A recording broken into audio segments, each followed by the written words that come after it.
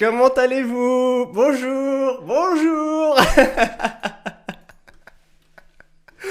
Alors oui, effectivement, en fait, je suis tombé hier et aujourd'hui, je suis tombé sur le stream de Yodin et et j'ai oublié son pseudo j'ai oublié son pseudo de l'autre nana. Et c'était vraiment super intéressant. Franchement, ils ont fait des chouettes trucs. Et en fait, la musique, ça m'a trop donné de l'idée. Ah, attends, je diminue parce qu'en fait, ça va beaucoup, beaucoup trop fort dans mon casque. Hop, hop. Par contre, moi, je suis chaud. En vérité, je suis chaud pour garder cette ambiance de musique pendant tout le live. Ça va être n'importe quoi, je le sens bien. La France vous entend. Magnifique. C'est cool, c'est cool. Alors, attendez 2 secondes, hein. Le setup forcément comme d'hab. Hop, hop, hop. Je vérifie si tout est ok.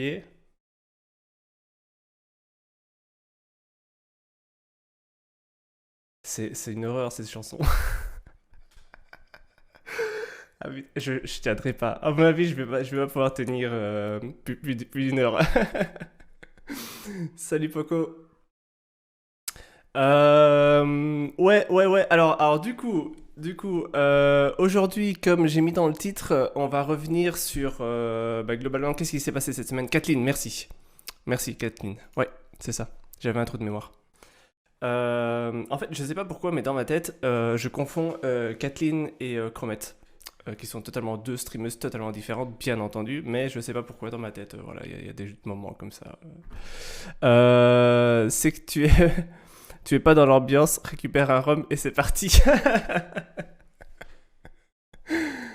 Euh, alors, top, top, top, top, top. J'ai réfléchi. Alors voilà, l'idée aujourd'hui, c'est de faire un peu, on va dire un débrief de qu'est-ce qui s'est passé cette semaine.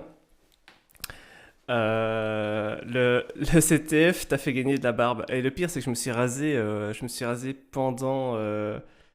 Attends, c'était pendant la semaine que je me suis rasé, je sais pas, mais ça pousse tellement vite cette connerie. À un moment, j'ai give up et je fais, tu sais quoi, laisse tomber. Pourtant, l'une est belge et l'autre pas. Mais oui, c'est ça le truc, c'est ça le truc. C'est lui ce qui se limite. C'est Captain Cook. Comment allez-vous? Comment allez-vous? Alors, ouais, on va revenir aujourd'hui sur globalement qu'est-ce qui s'est passé cette semaine. Donc, on a participé au Cyber Apocalypse CTF organisé par Hack the Box. C'était un événement de malade! C'était dingue, c'était dingue! Salut Arsatis! C'était vraiment une semaine vraiment waouh. C'était, enfin, je sais même pas comment la décrire tellement que c'était intense en fait comme semaine. En fait, pour vous donner un peu un ordre d'idée de qu'est-ce que j'ai fait cette semaine, c'était incroyable. Vraiment, c'était incroyable. Salut Amandil. En gros, j'ai fait 2 choses en fait cette semaine et je pensais que les 2 choses n'étaient pas la même semaine. Et tu sais, à un moment, je me dis, ouais, on va organiser 2 gros trucs sur 2 grosses semaines. Ça va bien se passer. C'est 2 semaines à part. Il n'y aura pas de stress. Sauf que, il y a 2 semaines de cela, donc une semaine avant que cette semaine-ci commence, euh, je regarde les dates et je me dis, merde, mais c'est la même semaine. Et en fait, en gros, qu'est-ce qu'il y a? C'est que j'avais une formation forensique où je devais normalement être à Paris une semaine. Donc, la semaine qui vient de s'écouler, j'étais normalement censé être à Paris. Et en même temps, il y a le CTF de Cyber Apocalypse, de Hack the Box. Et là, je me dis, aïe, aïe, problème, parce que le CTF, en fait, c'était du lundi à peu près midi. Bon, en même temps, ils ont eu des petits problèmes, donc ça a commencé un peu plus tard. Donc, mais je crois que globalement, c'était de lundi midi jusque vendredi 20h, un truc comme ça. Et, euh, et finalement, je pense que le CTF a vraiment commencé lundi à 14h, 14-15h, quand les chalets ont commencé à être disponibles. Et ça s'est terminé vendredi à minuit. Et en fait, donc, dans l'équipe, il y en a qui ont mais complètement farmé le CTF. C'était insane ce qui s'est passé sur Discord. Vraiment, c'était une team de malades. Vraiment, enfin, y en a qui sont dans le chat d'ailleurs. Et vraiment, enfin, il y en a qui ont fait. Enfin, mais toute l'équipe, enfin, c'était juste insane qu'est-ce qui s'est passé. Et le truc, c'est que moi, j'ai participé en même temps donc à la formation forensique, mais en remote.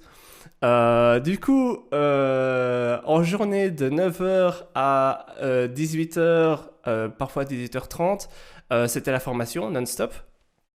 18h30, hop, on coupe la formation, on quitte Zoom et on prend vite une douche pour se rafraîchir l'esprit et hop, on part sur le CTF jusque minuit. Comme ça pendant 5 jours. C'était dingue, c'était dingue. C'était un truc de malade. Et donc en gros, bah, j'ai à peu près dormi, je crois, 5 heures par nuit. Un truc comme ça, 5-6 heures par nuit max. Un truc comme ça. Donc je suis explosé. Je suis explosé, mais vraiment, enfin, juste le résultat. Donc, pour vous donner un ordre d'idée de l'événement. Alors, attendez, je vais retrouver ça sur Discord parce que j'ai compilé ça sur Discord dans les annonces. En gros, il y avait au total 4740 équipes qui ont participé. Ce sont des équipes de maximum 10 personnes. Euh, et il n'a pas été streamé celui-là. Non, celui-ci, on l'a pas streamé. Et hier, Disney n'a pas dormi pour préparer ses streams en écrivant les write-ups. C'est exactement ça. Le pire, c'est que c'est vrai en fait. Le pire, c'est que c'est vrai. Même encore ce matin, j'étais là. Ouais, attends, celui-là, est-ce qu'il y a moyen que. Et en fait, je suis tombé sur un tweet et je sais pas, je suis parti en live et en fait, ce matin, j'étais reparti sur un autre CTF. Truc qui n'avait rien à voir. Et puis, j'ai vu que c'était de l'analyse d'une RAM et je me suis dit, ah!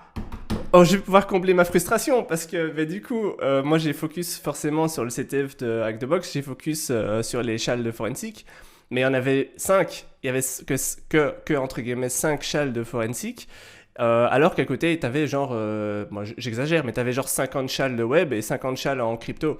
Et t'es là, mais les gars, c'est juste pas fair pour ceux qui sont blue teamers comme moi. Du coup, du coup c'était un peu chaud.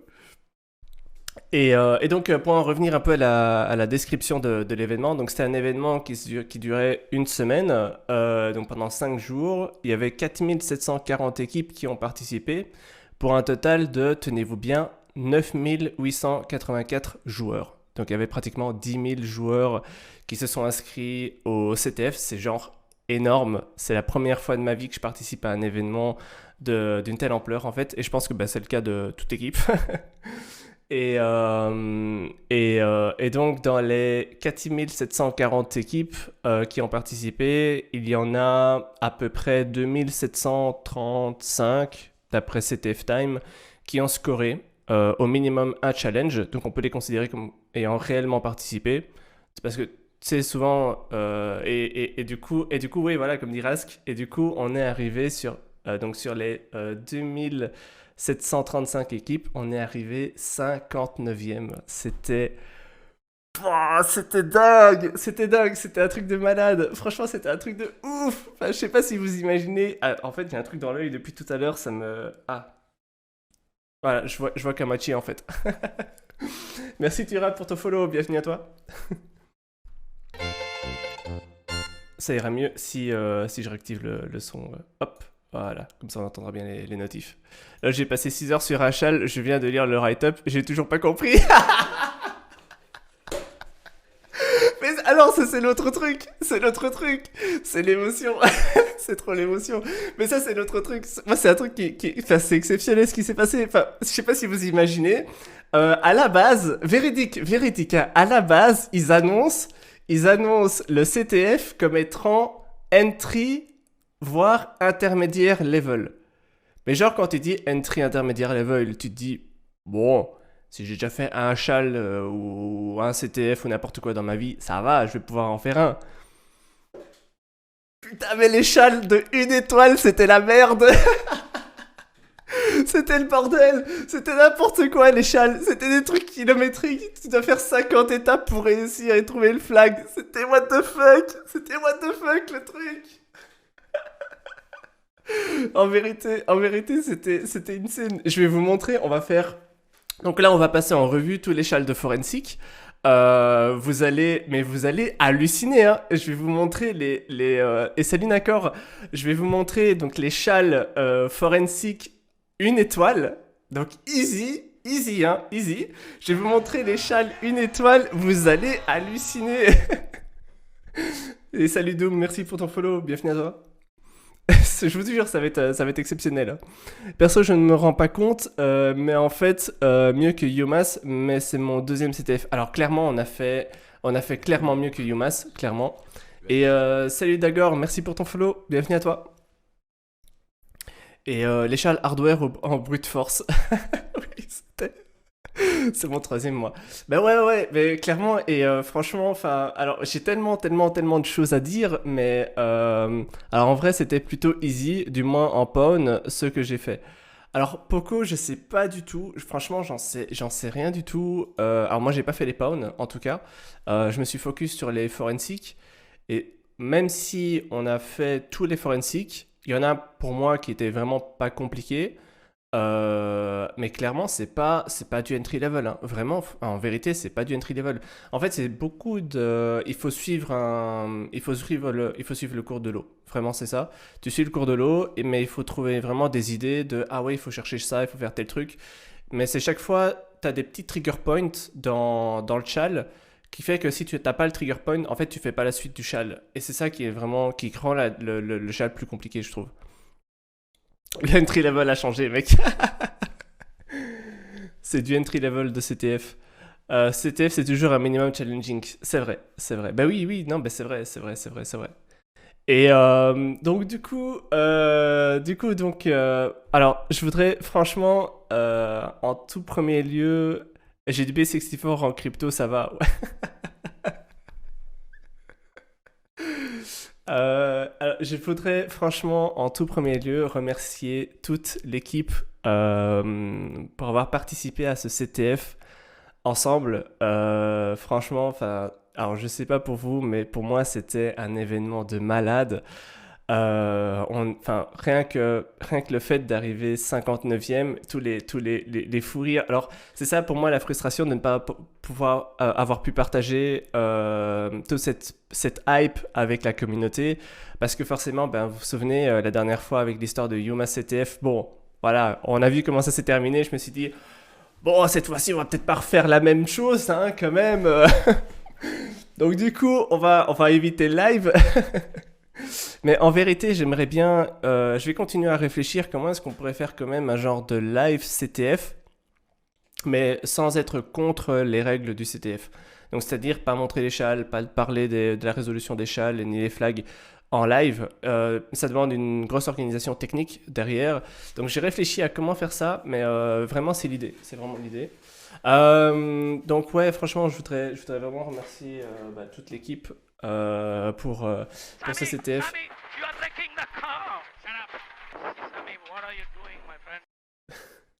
Et merci Knimo pour ton follow, c'est cool, merci à toi. Donc, globalement, t'inquiète, on est là. Bah, franchement, les mecs, vraiment, enfin, vous avez été des fucking tueurs sur ces CTF. Clairement, bah, ça a carry grave, toujours chaud. Franchement, franchement, vous êtes des dieux. Moi, je suis méga content. Alors déjà, premièrement, je suis méga content parce qu'en fait, il y a une super bonne ambiance dans l'équipe. Donc ça, c'était vraiment super cool. Et puis au-delà de l'ambiance, ben, rien que d'avoir pu performer et d'avoir réussi des châles qui étaient what the fuck. Est-ce qu'on parle du châle à 1000 points que Mendy a chopé là? C'était Alien quoi? Alors j'ai plus le nom du châle. Alien quelque chose. Alien Speak, ouais c'est ça, Alien Speak. Et merci Ranaevni pour ton... Ah, attends, Ranevmi. Comment tu prononces ton pseudo? Ranaevmi? Ranevmi? Ranaivmi. Je sais pas comment est-ce que tu le prononces. Bienvenue à toi, c'est cool pour ton follow, merci. Mais ça me dit, c'était incroyable sur ça. Ben, le Alien Speak, j'étais pas prêt. Le Alien Speak. Si Amandine il est chaud pour présenter Alien Speak, alors je sais pas s'il peut le faire ou pas, tu me dis, hein, Amandine, mais venir présenter Alien Speak, ce serait juste énorme. Si vous avez, en vérité, on peut faire ça. Si dans la team il y en a qui ont envie de présenter leur châle, enfin ou leur write-up, let's go, on peut faire ça. Après tes forensiques, ok. Non mais Amandine avec ses châles de click button au pif. Mais en fait, en vérité, il y avait toute une catégorie. Alors c'était hardware, c'était MISC, je sais plus, c'était un des deux. Où en fait, la plupart des châles se passaient dans un tool obscur. Qui était en fait un convertisseur de signal. Et en fait, Amandine, il a passé son temps à faire clic, clic, clic, clic, clic. Et oh, il y a le flag. Alors je caricature parce que c'était pas du tout ça, c'était vachement plus complexe que ça, mais l'idée c'est ça. Et moi ça m'a fait marrer. Franchement, c'était juste énorme, c'était juste énorme. Comme ça, j'ai le temps de le mettre sur CTF Time et avoir un truc tout propre. Ah bah oui, c'est cool ça. C'est vachement cool ça. Go présenterai après le First Blooder. Par le First Blooder. Bah en fait, en vérité, c'est vrai en plus, parce que c'est Samuel qui a fait le First Blood là-dessus, donc c'était assez ouf. Je suis sûr pour pour des write-up présentés par les membres de la team. Ok, cool. J'en peux plus de Samuel, et pas... pareil avec Python Escape. En vérité, tu vois, il y a comme ça, à mon avis, des CTF où chacun va être on fire. Je pense que, voilà, Drago et Rosine, sur le Yuma CTF, ils étaient on fire tous les deux. Sur ce CTF-ci, c'était Amandil qui était on fire. Bon, après, on parle pas de Yonom qui s'est fait une catégorie à lui tout seul, hein. Lui, voilà, lui, il est dans l'espace, hein. Je sais pas ce qui s'est passé, il s'est dit YOLO, on va tout défoncer. Je sais pas d'ailleurs s'il est là aujourd'hui, mais en vérité, enfin, lui, c'était juste un tueur de CTF aussi. Mais en vérité, non, mais tu vois, je peux juste pas dire qu'il y en a l'un ou l'autre, parce qu'en vérité, on a tous fait du taf de malade. C'était juste énorme. Pas de souci pour présenter, mais un peu plus tard pour moi. Ouais, à l'aise, aucun problème. À la limite, même, on peut faire ça pendant la semaine, hein. Ça peut se faire aussi pendant la semaine, ça peut être vachement cool. J'ai posté mes châles de Rivers sur Discord si tu es intéressé. Alors oui, mais moi je pourrais juste absolument pas expliquer un châle de Rivers. Genre j'ai pas de connaissances en Rivers, donc du coup tout ce que je vais pouvoir montrer c'est comme tu nous as fait, c'est alors vous avez l'interface, vous cliquez là, vous cliquez là, vous cliquez là, et puis en fait vous voyez qu'il y a le châle qui est marqué là avec le truc du flag, mais l'intérieur on voit que c'est un XOR avec ça, et donc t'as le flag. Et t'as quoi? Donc, ouais, c'est assez ouf, c'est assez ouf. C'est moi, Yonom. Ah, mais oh, Poco, c'est toi, Yonom. Mais, nom de Dieu. Poco, c'est un burner account car Twitch oblige à avoir un compte pour regarder sur le phone. Ah, mais Poco, mais attends, mais t'étais pas venu un moment avec le pseudo de Yonom sur Twitch? Ou parce qu'en vérité, je crois que je t'avais vu en fait avec ton pseudo Yonom sur Twitch. Non? C'est pas le cas? Poco incroyable aussi. Mais oui, mais Poco, mais enfin. Alors du coup, est-ce que tu préfères qu'on t'appelle Poco ou Yonom? C'était le feu, les write-up de Natik, il est trop fort. Jamais sur Twitch. Ok. Ok.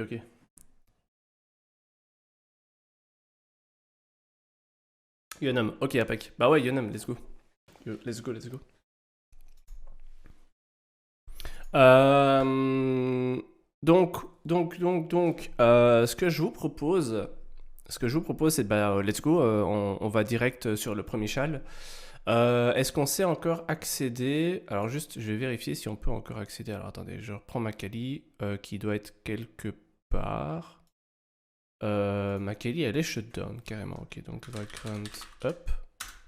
Je sais pas ce qui s'est passé. Ma Kali, elle a dit je meurs. Donc je lui ai dit ok, bah meurs. Attendez, je vérifie. Ça boot. Ah, ça boot bien. Ok. Alors normalement, hop. Normalement, qu'est-ce qu'on va faire? On va changer de scène. On va changer de scène et on va prendre... on va prendre quelle scène? On va prendre ça. Hop. Est-ce que comme ça, vous voyez l'écran? Oui, parfait. Vagrant. Hop. Tu connais la commande Kali underscore. Pardon, Kali undercover. Oui, ça te permet de changer le skin en un Windows 10, un truc comme ça, c'est ça?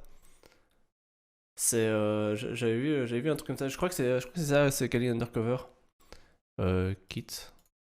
Ok, alors donc du coup, en fait, bah, tout mon workspace, forcément, s'est déchiré. Je vais juste vérifier un truc parce qu'en fait, à la base, c'était ça que je cherchais.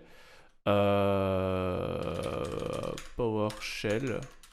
Ah ouais, non, toujours pas PowerShell. Ok, d'accord. Donc en fait, j'ai installé PowerShell, mais il tourne toujours pas. Donc je sais pas du tout comment l'exécuter directement sur Kali. Alors, on va commencer par quoi? On va aller dans Hack the Box. Et on va commencer. Alors, je regarde dans l'ordre. Attendez. Hop. Je regarde dans l'ordre. Dans l'ordre, c'est le oldest trick in the book en premier. Alors, la petite question d'abord, c'est de savoir est-ce qu'on peut toujours accéder Firefox. Est-ce qu'on peut toujours accéder create new profile? Oui, on s'en fout. Hop. Alors, par contre, parce que du coup, il y a un des châles, c'est le bordel avec les profils Firefox. Non, pas customize. Attendez, je vais reprendre about 2.profiles. Et je reprends mon profil qui était celui-là. Non, c'était F2, c'est pas ça. ESR2, Launch Profile New Browser. Est-ce que c'est ça? Magnifique. Ah, c'est beau, voilà, on a retrouvé le profil. Impec. PowerShell pour PowerShell sur Linux. Ah! PowerShell. Oh, magnifique. Impec, je le garde. Impec. Nickel. Merci pour le tips. Donc, alors, on va aller sur le CTF de Hack the Box. On va aller dans les passes CTF et on va aller dans Cyber Apocalypse 21, View CTF. Parfait. Et dans les châles forensiques. Voilà. Donc, en gros, on a 5 châles forensiques qui sont principalement orientés réseau. J'étais un peu étonné. Enfin, réseau. On s'entend. Wireshark, pardon. Donc j'étais un peu étonné des types qu'on a vus. Attendez, je réfléchis. Où est-ce que je vais mettre ma webcam en vérité? Attendez, où est-ce que je vais mettre ma webcam? C'est juste magnifique cette musique. T'as bien fait de réviser Wireshark avec nous avant. Bah oui, tu vois, voilà, c'est exactement ça. Bah en vérité, ça m'a grave aidé. Non, en vérité, ça m'a pas du tout aidé parce que j'ai dû utiliser d'autres trucs que je n'avais pas revu juste avant. Mais vous allez voir qu'effectivement, on a poussé Wireshark un peu plus loin. Donc c'était assez intéressant. Même si on a plus fait du Paint que du Wireshark. C'est carrément ça. C'est carrément ça. Alors, hop. Comme ça devrait être plus sympa. Alors, globalement, qu'est-ce qui s'est passé? Donc, on a... Ah mais attendez, on peut même plus voir... Ah, on peut même plus voir l'énoncé en fait. Ah, zut. Attends, c'est pas bon alors. C'est génial les write-up, je découvre des outils sympas. Mais c'est la meilleure façon de découvrir les outils. En vérité, ouais, c'est grave, c'est grave la meilleure façon de faire. Et celui-ci, on peut voir les... Ah bah non, on peut plus voir non plus. Bon, bah tant pis, on peut plus voir les énoncés, c'est pas grave. Bon, en gros, les énoncés, c'est chaque fois le même style. C'est, il y a quelque chose qui a fuité, il y a quelque chose qui a été caché, il y a machin qui a reçu un document malicieux, patati patata. Essayez de trouver le flag. Globalement, c'est ça l'idée, hein. Après, on met toujours un peu plus de, comment dirais-je, un peu plus de story en comblant et en disant oui, on est dans un univers avec des aliens, etc. Parce que voilà, les tasks. Ah, est-ce qu'on sait les voir comme ça? Attends, je vais juste faire un truc. Hop. Holistic in the book. Ah, nickel, oui. Paul Ret... Ok, d'accord. Donc, il y a eu un data breach. Merci Amandil. Il y a parfois l'énoncé. Ouais, bah nickel, bah écoute, même, bah c'est déjà largement suffisant, hein. Donc, l'idée c'est quoi? C'est qu'il y a eu un data breach qui a été identifié. Bon, jusque-là, tu te dis, ok, d'accord. Les invaders, comment est-ce qu'on traduit ça?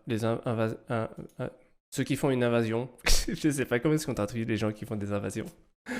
Les envahisseurs. Les envahisseurs ont utilisé une technique assez ancienne dans le livre, les envahisseurs, ouais. Assurez-vous de pouvoir identifier ce qu'ils ont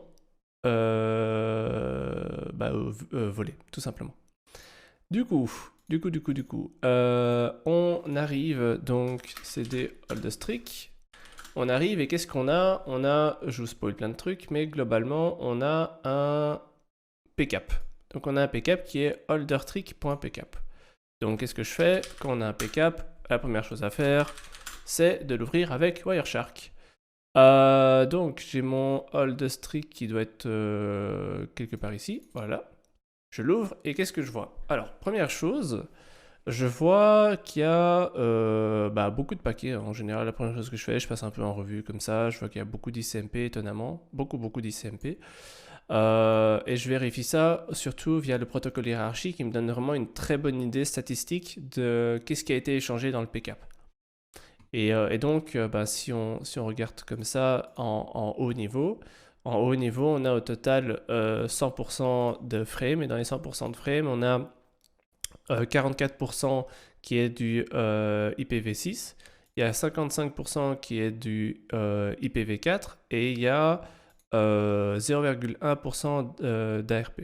Ok, d'accord, intéressant. Qu'est-ce que je vois dans juste un niveau en dessous? Je vois qu'au niveau IPv6, il y a du TCP, ok, et il y a de l'ICMP v6, ok, d'accord. Salut Molly. Et merci Infected Kiwi pour ton follow, c'est cool, merci à toi. Bienvenue. Et je vois que dans la partie IPv4, il y a un User Datagram Protocol de l'UDP, donc il y a du TCP.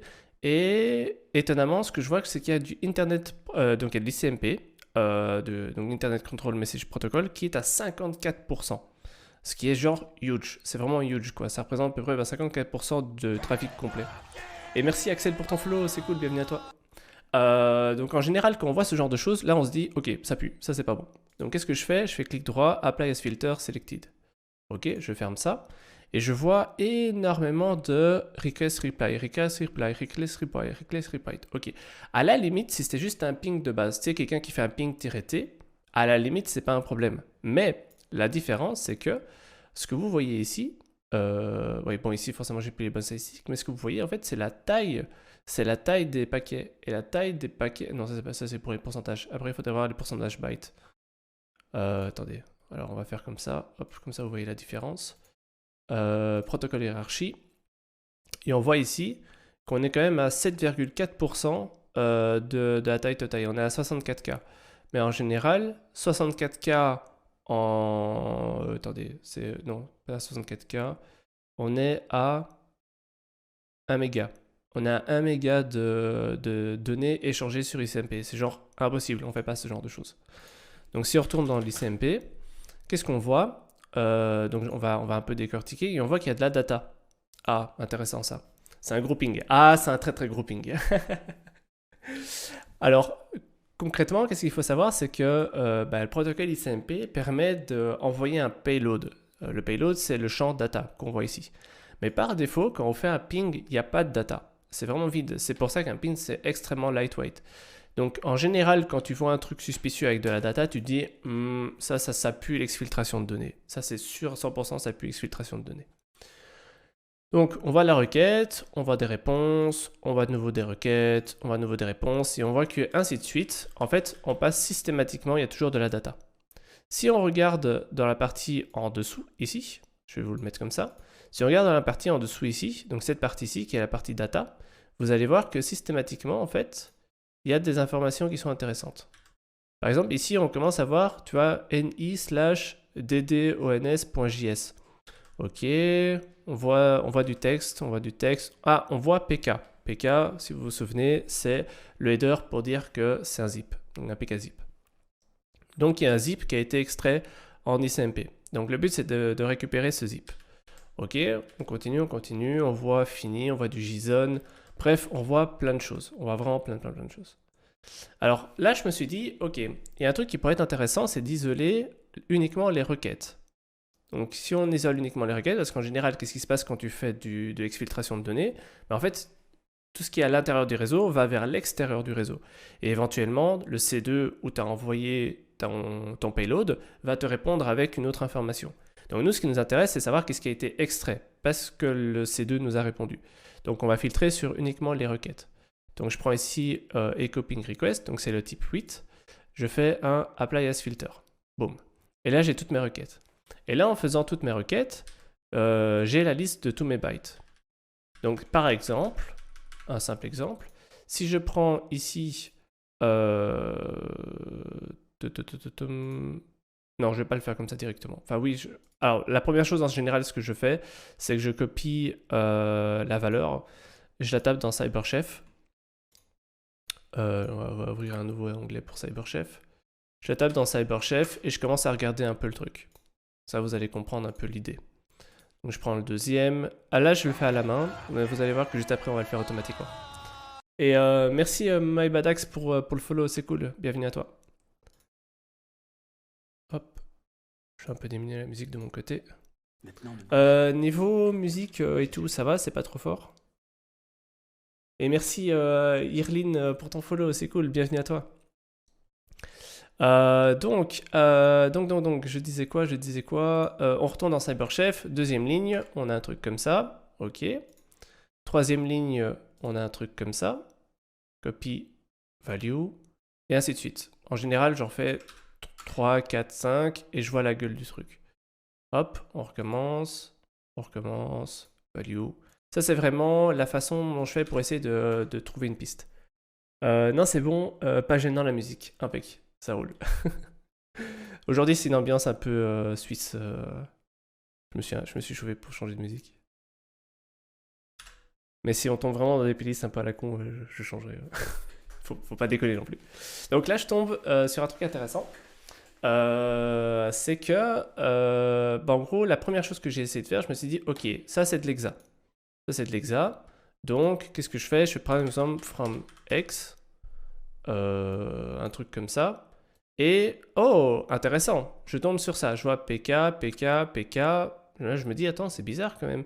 Parce qu'on voit tout est dupliqué. On voit addons.js, on voit addon schema, on revoit un PK, on revoit PK. Là, je me dis, attends, mais c'est chelou ce truc, c'est bizarre. Donc, je commence à regarder à l'intérieur. Et la première chose que j'ai fait, c'est en fait supprimer les zéros pour voir s'il y avait du padding, parce qu'on voit il y a plein de padding comme ça, donc je me dis peut-être qu'il y a un contrôle de padding à l'intérieur du truc qui a été exfiltré, c'est possible, mais en réalité, je vous spoil le truc, en réalité, vous avez ici un ID, donc ça c'est un ID systématique, c'est l'ID du message, ce truc-là. Ça ici c'est le padding, pour dire le message va commencer après 5 bytes nuls, donc c'est 10 fois le 0. Donc là, il y a 5 bytes qui sont à nul au total. Et puis si on enlève ça, parce que ça, du coup, ça ne nous intéresse pas, parce que nous, ce qui nous intéresse, c'est savoir qu'est-ce qui a été exfiltré exactement. Donc on vire ça, hop, on vire ça. Et donc pour le moment, moi, je vous montre tout ça à la mano. Et vous allez voir juste après comment est-ce qu'on le fait automatiquement, bien entendu. Et là, je me dis, ok, il y a quand même un stress, parce que je vois PK. Donc c'est-à-dire que je vois 3 fois mon PK. Alors effectivement, on pourrait tomber dans un truc complètement what the fuck et se dire, ok, il doit y avoir un zip dans un zip dans un zip, mais ça me paraîtrait vachement bizarre quand même. Donc on va quand même regarder chaque string. Zip d'un zip d'un zip. Bah oui, ça pourrait. Tu sais, on n'est pas à l'abri de ce genre de choses, hein, surtout dans un CTF. Ça ne m'étonnerait pas, Donc je commence à analyser le truc et puis je vois, mais attends, il y a un pattern. Ça. Attendez, donc 54B, c'est ce que j'ai. Mon 54B, je le retrouve ici. Et mon 54B, je le retrouve de nouveau ici. Donc qu'est-ce que je fais? Je me dis, tu sais quoi, je vais le passer à la ligne. Et on va voir ce que ça donne. Donc j'ai mon 54B ici. Et je vois un truc intéressant, c'est qu'en fait, ça et ça, c'est en fait c'est la copie, c'est l'identique. Alors, concrètement, qu'est-ce que ça signifie? Ça signifie que notre payload qui nous intéresse réellement, c'est celui-ci, le premier. Le deuxième et le troisième, on peut le virer, parce qu'en fait, c'est, si je comprends bien, un contrôle. Je présume qu'il a mis ça en place pour faire genre un contrôle de checksum, et encore que, on fait pas un checksum comme ça. Mais peut-être parce que dans ton payload, tu dois avoir un certain nombre de bytes au total, et que donc certainement, je pars sur une hypothèse, mais je sais pas. Je fais un peu de dev et j'aimerais m'initier à la cybersécurité. Qu'est-ce que tu me conseillerais de faire, mis à part regarder tes streams? Alors, je te conseille de regarder mes streams. Alors, ça dépend en fait ce que tu veux faire dans la cybersécurité. T'abonner, c'est comme ça qu'on apprend. Franchement, alors, attends, je vais changer de scène. Alors ça dépend en fait ce que tu veux faire, parce que la cybersécurité c'est vraiment très très large. Euh, quand quand tu es développeur, tu peux partir sur plein de choses différentes. Tu peux partir... et merci NJ... Ah là là, attends. C'est N... Alors, ENG, ça je comprends. EL... Angel du 67. Est-ce que c'est ça? Est-ce que j'ai compris? Mais en vérité, vous me faites des flags, des châles que je dois déchiffrer comme ça en live. C'est quoi ce délire ici? Et du coup, merci pour ton follow. C'est cool, merci à toi. Et merci Tequila pour ton follow. Merci à toi pour ton follow, c'est cool, bienvenue. My bad, pour répondre à ta question, quand tu es développeur et que tu veux commencer en cybersécurité, ça dépend ce que tu veux faire. Vraiment, en fait, ça dépend vraiment ce que tu veux faire, en vérité. J'ai fait un live il y a quelques semaines, j'ai mis la VOD en ligne sur YouTube, qui parle des différents jobs en cybersécurité. Et on parle justement de tout ça. On parle de quel type de job peut être sympa, qu'est-ce que tu veux faire. En fait, il y a plein de choses parce qu'en infosec, tu peux faire plein de trucs. Tu peux faire, voilà, par exemple, comme Irline le dit, tu peux développer des outils infosec, tu peux faire plein de trucs. Ah, il n'y a pas la commande YouTube, c'est vrai ça?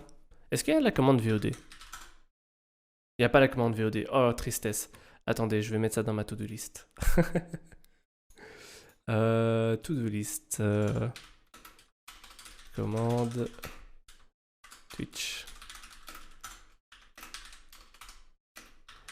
Hop, je note ça en même temps. Parfait. Je fais le bot. Merci Rask. En vérité, ouais, c'est ça. En vérité, ça dépend vraiment de ce que tu veux faire.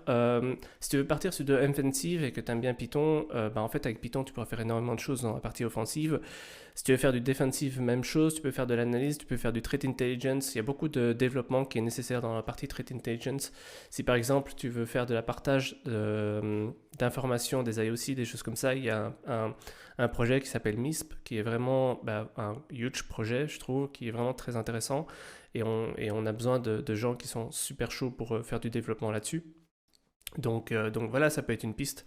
Vraiment, là comme ça, je peux pas te donner plus d'idées. En fait, c'est tellement large que voilà, ça dépend vraiment de ce que tu as envie de faire. Vraiment, c'est ça le truc qui est chouette en cybersécurité, c'est qu'en fait, tu peux tout faire à partir du moment où ah oui, à la base, il faut être passionné, bien entendu, mais vraiment, quand tu es passionné, tu peux tout faire. C'est ça qui est vraiment chouette. Et puis, ce qui est bien aussi, c'est que tu peux switcher de team. Tu peux passer d'une équipe offensive vers une équipe défensive ou inversement. Tu peux faire plein de trucs différents. C'est ça qui est vraiment chouette. Il y a moyen d'avoir une grosse polyvalence si on veut. Ou alors, au contraire, on peut être super spécialisé aussi. Ça, c'est aussi possible. Allez, on retourne. Donc, je vois ce truc, et là, je me dis, hey, attends, mais est-ce que le deuxième, c'est la même chose? Donc, qu'est-ce que je fais? Je cut, et qu'est-ce que je vois? Le deuxième, c'est la même chose. Et je me dis, attends, est-ce que le troisième, c'est la même chose? Je cut, mais le troisième, mais c'est fabuleux, c'est la même chose. Oh, attends, j'ai oublié. C'est fabuleux, mais c'est exceptionnel. Tu peux même faire ciseaux et écrire du texte.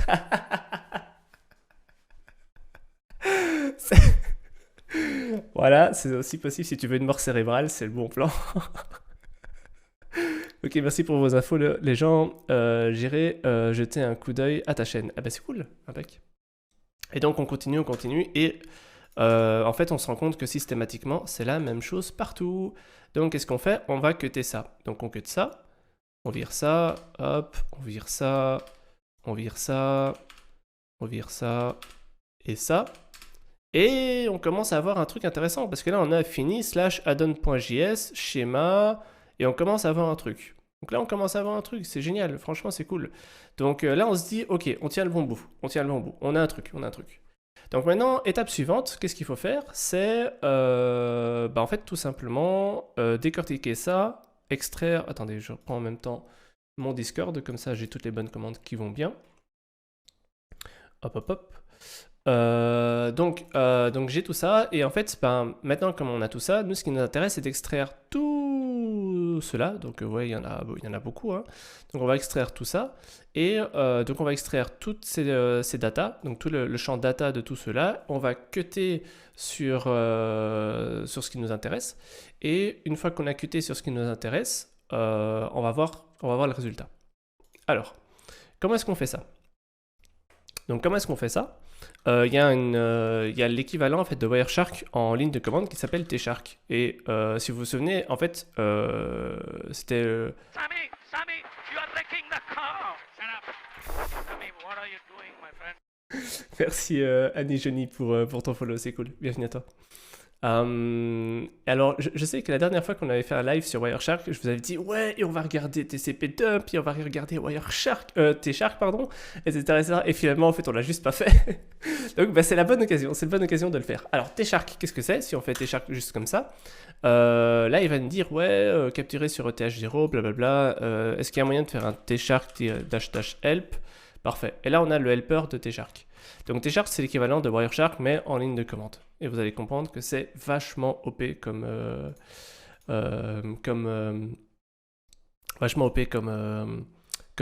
tool. Curieux de voir avec quel langage tu vas faire ce cut. Bah tu vas voir. En fait, on va le faire en bash, tout simplement.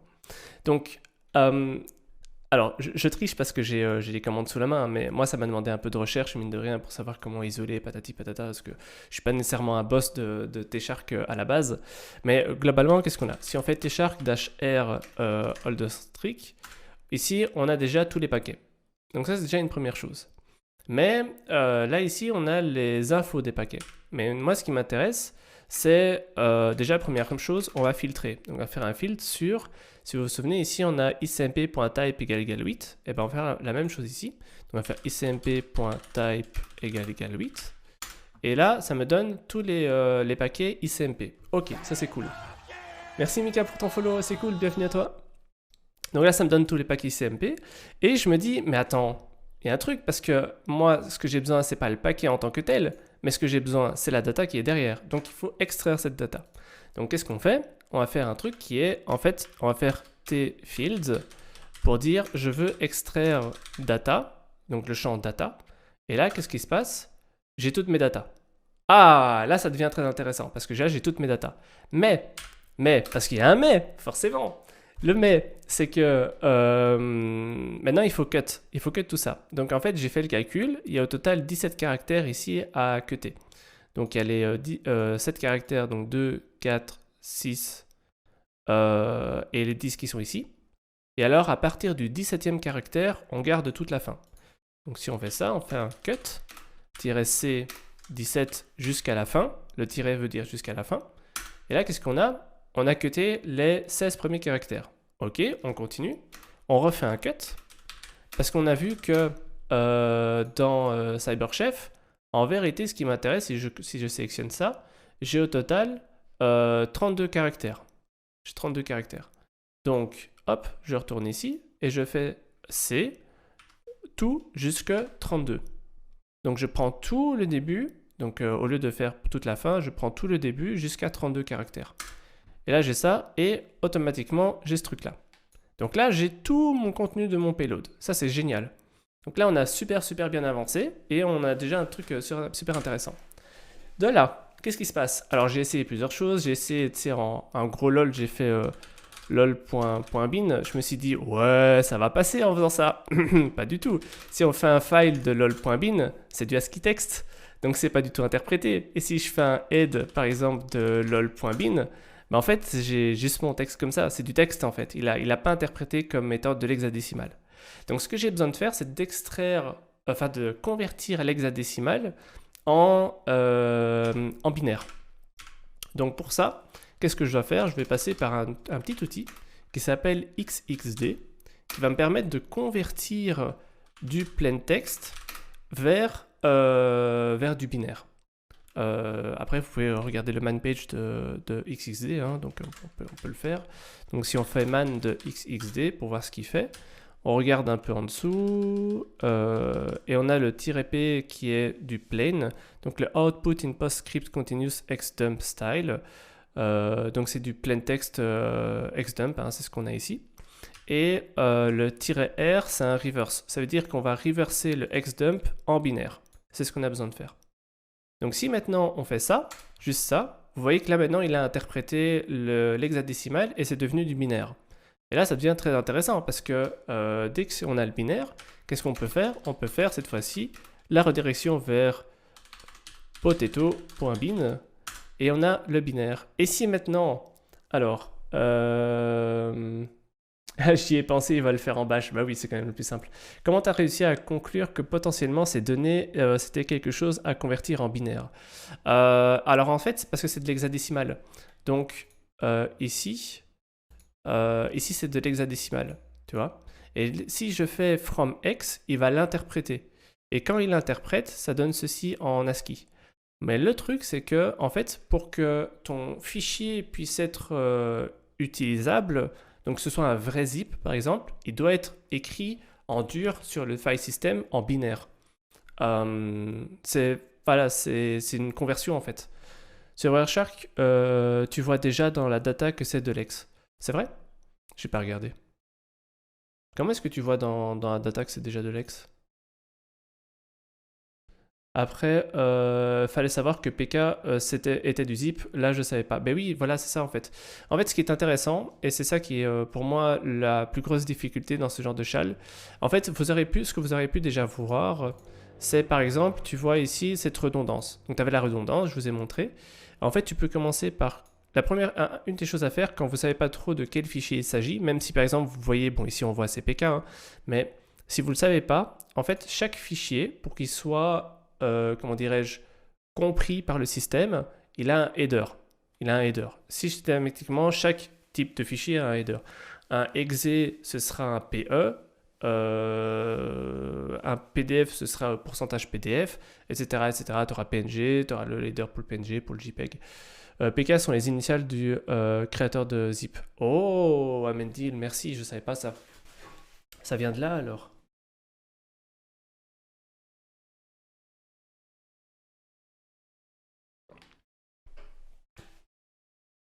List of the file signature.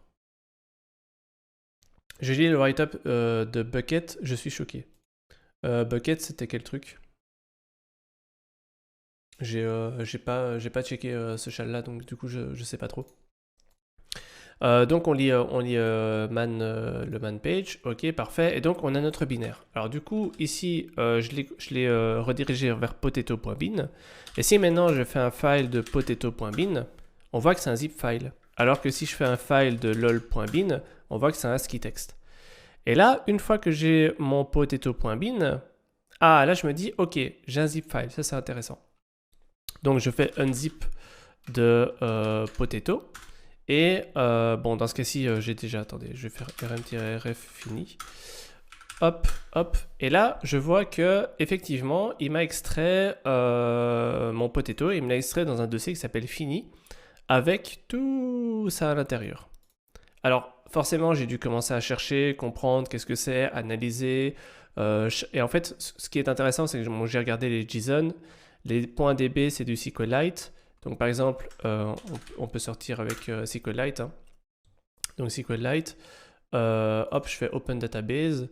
Je vais dans Hack the Box, All the Strict. Fini. et je prends n'importe quel truc. Voilà, des points SQLite, pas le point DB, le point SQLite. Enfin, le point DB aussi, en fait, je peux le lire avec, je pense. Et par exemple, je sais pas moi, un truc qui pourrait être intéressant, storage, par exemple. Rien à voir, c'est du Hack-the-Box de 2020. Ah, d'accord, ok. Je viens de comprendre, en gros, tu as vu PK, donc tu as déduit que c'était une archive et donc il fallait mettre en binaire, c'est ça. Bah, globalement, oui. Oui, voilà, oui, globalement. Pardon, globalement, oui, parce que bah, sinon, tu es bloqué. Parce que, en fait, tu as du contenu et il faut pouvoir extraire ce contenu. Pour pouvoir extraire ce contenu, il faut pouvoir l'interpréter. Pour pouvoir l'interpréter ou l'exécuter, bah, il faut qu'il soit dans le bon format. Donc, du coup, bah, le bon format, c'est en binaire. Et dans ce cas-ci, bah, c'est pour ça que j'ai fait le XXD pour passer du X qui est au format ASCII au X format binaire. Ok, donc par exemple, si j'ouvre storage.sql, je vais dans Browse Data. Et là, je regarde database, j'ai pas grand chose, repository, j'ai pas grand chose. Et en fait, je suis passé en revue sur chacun des trucs. Les cookies, pourquoi pas? Le flag peut peut-être être dans les cookies. Donc je regarde dans les cookies, je vois des trucs ici. Et merci Homme Rose pour ton follow, c'est cool. Ou Monsieur Oz. C'est Monsieur Oz ou Homme Rose? Je sais pas comment tu prononces. Monsieur Oz, je pense. Bienvenue à toi, c'est cool, merci pour ton follow. Donc je check ici et je me dis ouais mais attends il y a peut-être moyen mais en même temps c'est du RabbitMQ et là je vois du google.com, je vois du SendSpace, je me dis what the fuck c'est quoi ce délire ici. Et enfin voilà donc je parcours toutes les DB et en fait finalement je me rends compte qu'il n'y a rien d'intéressant, j'essaye d'ouvrir les keys, je vois un seek key, je vois un password mais je vois pas de contenu du password. Dans le private je vois un truc ici mais il est complètement nul, il y a rien d'intéressant, bref il n'y a rien dans la SQLite. Et là, je réfléchis, et on en parle avec l'équipe. Et à un moment, je trouve un truc qui est... Alors, je trouve, Amendil, je sais plus qui a trouvé. On trouve un truc, ou en même temps, je pense, on trouve un truc qui est dans logins.json. Donc, il y a un fichier qui est ici, logins.json. Et donc, si je fais un cat de fini slash... Oh là, attendez. Fini slash... logins, j'ai sorti un, mais c'est un profil Firefox ça. Ah oui, ça c'est vrai, ça a beaucoup aidé. Ah oui, ça a énormément aidé ça. Oui, t'as clairement raison. Donc on regarde et je vois ici, il y a du JSON. Alors petit truc, quand vous avez du JSON, pour mieux le voir à l'écran, vous faites JQ. JQ, faut l'installer. Et ça vous donne un joli JSON dans une command line. Ça c'est vachement pratique, ça deal. Ok, impec. Donc je vois ce truc-là, et là je vois encrypted username, encrypted password. Alors moi je suis parti dans un délire de me dire ouais les mecs on va casser le mot de passe et tout. Et là ils m'ont dit oh on va se calmer. En fait et c'est là que tout le truc ça a explosé en une fois. Là on s'est dit ok donc si c'est un profil Firefox, et donc ça a été tout le bordel de comprendre avec le profil Firefox. Donc en fait tout le contenu qu'il y a dans ce fichier là, donc si je vais dans Fini, je vais y arriver. Et si je fais un LL, tout ce contenu-là, tout ça en fait, c'est ce qui est dans un contenu de Firefox, dans un profil de Firefox. Donc le profil de Firefox, où est-ce qu'il se trouve? Il se trouve dans votre répertoire home.mozilla et dans Firefox. Et là, vous en avez plusieurs. Enfin, normalement, vous en avez que un. Je présume, de base, vous avez qu'un profil Firefox. Ici, pour plein de tests, j'en ai une chier maintenant, mais à la base, j'en avais qu'un. Et par exemple, si j'ouvre, je sais pas moi, si j'ouvre QZ, machin truc, hop-L, vous voyez qu'on retrouve systématiquement, globalement, le même type de fichier. Et là on s'est dit, waouh, les mecs, on a trouvé le truc. Donc, qu'est-ce qu'on fait? Alors, on a pas mal cherché, hein, parce que l'idée, c'était, du coup, de créer un nouveau profil. Mais pour créer un nouveau profil, il faut comprendre comment il faut le faire. Donc, c'est About Profiles. En fait, c'est à partir d'ici qu'on a trouvé un. Donc, c'était dans Home, Vagrant.mozilla, Firefox, blablabla. Et donc, on a essayé d'importer, on s'est dit, la première chose qu'on s'est dit, attends, mais il y a peut-être un truc à faire du style, par exemple, si on importe le profil, qu'on ouvre une session dans Firefox avec ce profil-là, peut-être qu'on peut, tout simplement trouver le flag dans les cookies ou j'en sais rien, ou directement accéder au site, et enfin, tu vois, bypasser le chiffrement. Et là, on est parti, mais dans la stratosphère. Et en même temps, on avait des problèmes de compatibilité parce que, et ils l'ont certainement fait exprès, je présume. Euh, mais faut le master password, non? Ben justement, on n'en savait rien. On savait pas où était le master password. On savait pas tout ça. Mais effectivement, le master password est dans le profil. Mais on le sait qu'il est dans le profil, mais on ne sait pas où.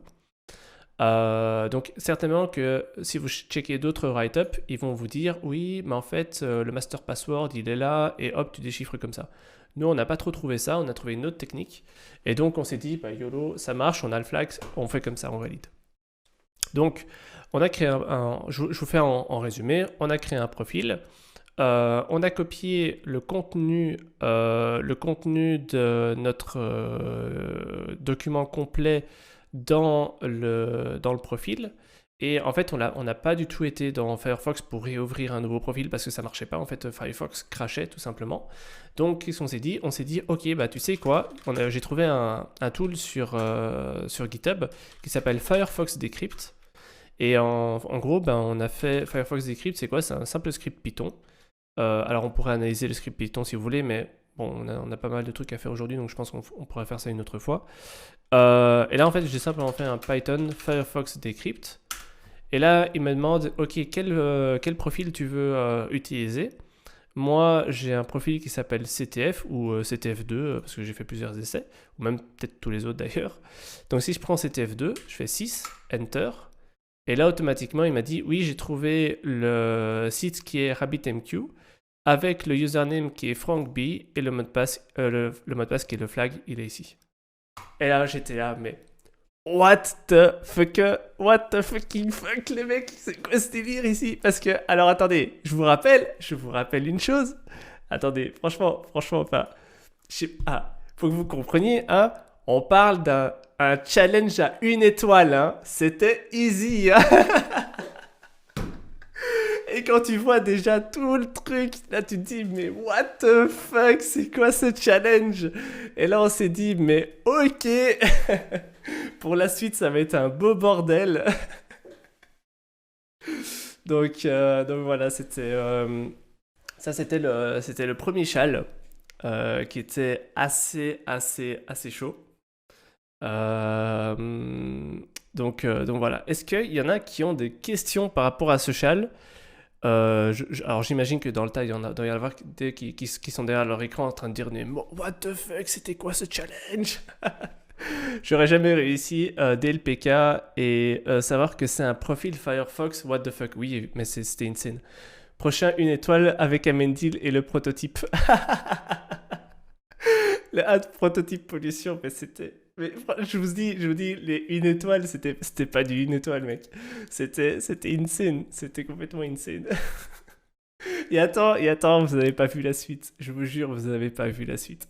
Avec le Bluetooth. Oh putain, c'était n'importe quoi. Je suis bon qu'avec Python et Pokémon. Bah déjà, si t'es bon avec Python, tu peux faire beaucoup de choses. C'est combien d'étoiles le max? 5. 5 étoiles le max. Et il y avait... c'était 4? C'était pas 5? C'était 5? 4? 4? 5? Attends, je sais plus maintenant. Est-ce qu'on sait revoir CTF? C'était 4? 5? 4? 5? 4? Je sais plus maintenant. 4? 4 étoiles? 5 étoiles? 4 étoiles. Ouais, 4 étoiles. Et donc, ouais, tu vois, les forensics. Donc là, on vient de faire le easy. Hein. Bon, vous remarquerez qu'il n'y a que 268 équipes qui ont réussi à aller jusqu'au bout. Je crois qu'il y en a beaucoup qui ont give up juste avant. Donc c'était assez chaud.